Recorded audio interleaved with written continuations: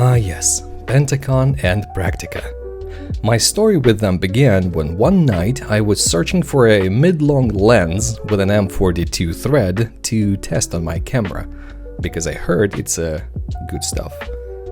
So naturally I eBayed and I Amazoned and I looked all over the forums, and obviously I found a lot of Zeisses and Planars, you know, the old musty lenses that cost more than I make in a month.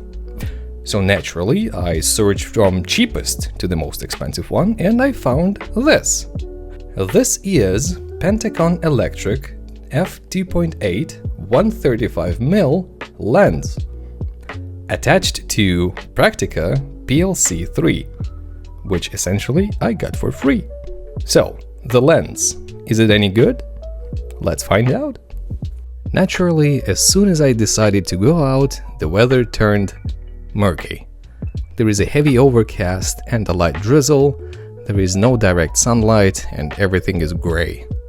In conditions like that, you should always look for bright spots, like that tower for example.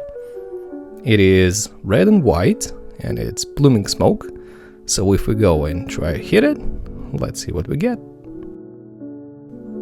A bit better, now it's blurry.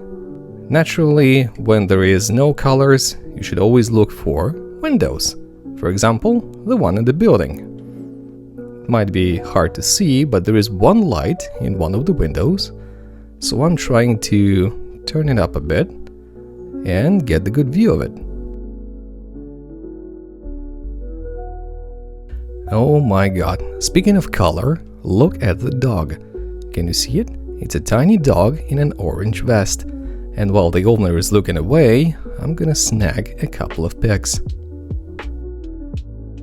Okay, the last example. Let's check the focal length by using the red trash bin between the two cars, over there.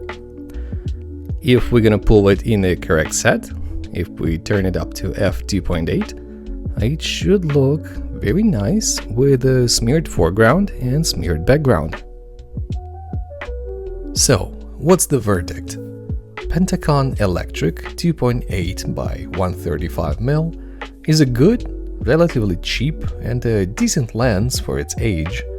It's not without issues, there is chromatic aberration, there is some murkiness in the lens, but that's a product of its time.